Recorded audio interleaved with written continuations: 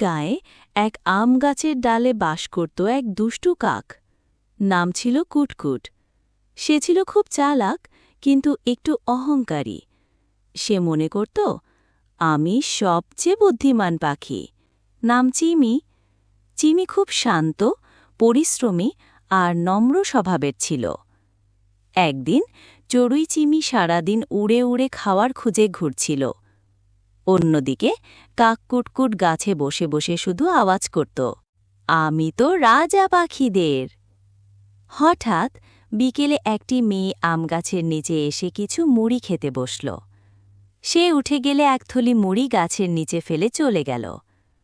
কাক দেখে হাসল, হা হা, আমার রাজ্যের খাবার এসেছে, প্রথমে আমি খাব।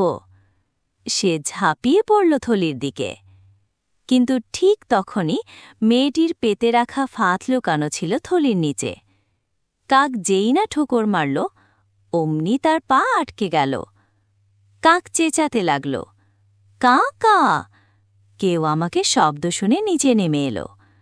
সে দেখল কাক ফেঁসে গেছে। চিমি তখন গাছের কাঁটা দিয়ে ফাঁদের রশ্মিটা একটু একটু করে কাটার চেষ্টা করল, কিন্তু কাটতে পারল না। অবশেষে চড়ুই পায়ের সাহায্যে ফাঁদটি সরাতে পারে। অবশেষে কাক মুক্ত হল। কাক লজ্জায় মাথা নিচু করে বলল, তুমি এত ছোট, তবুও এত বড় সাহস। আমি অহংকার করতাম, আজ বুঝলাম বুদ্ধি ও সদ্ব্যবহার যার, সেই সত্যিকারের বড়। চিমি হাসল আর বলল, যার মধ্যে নম্রতা থাকে সে সব সময় বড় হয়, আকারে নয়, কাজে।